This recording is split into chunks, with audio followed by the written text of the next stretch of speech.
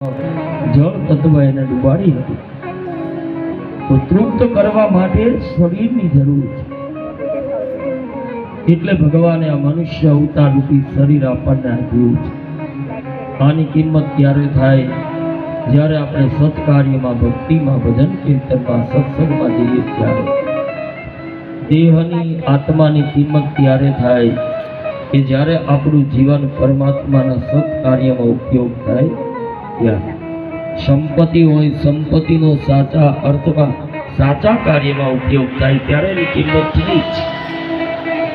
અહીંયા ભગવાનની કથા કહે છે તો ભગવાને સતીને કહ્યું સતી બ્રહ્માજીએ આ રીતે પૃથ્વીનું સર્જન કર્યું છે, એવું સરસ મજાનું પૃથ્વીનું સર્જન થયું અને એમાંય વળી ભગવાન બ્રહ્માજીએ વિચાર કર્યો આમાં જો મનુષ્ય હોય તો આ સૃષ્ટિની કિંમત કરે।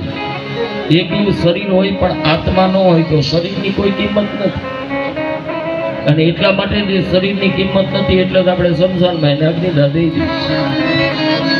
આત્મા છે તો આની કિંમત છે।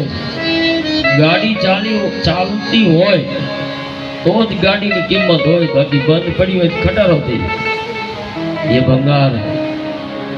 तो जब तक हमारा जीवन है उस जीवन में जब हमारे हाथों से कोई धर्म कार्य होता है, सत्कार्य होता है, भक्ति कार्य होता है, तभी हमारे जीवन को धन्य माने, त्यारे ज आपणे मानीए कि हवे आपणुं जीवन बरोबर छे।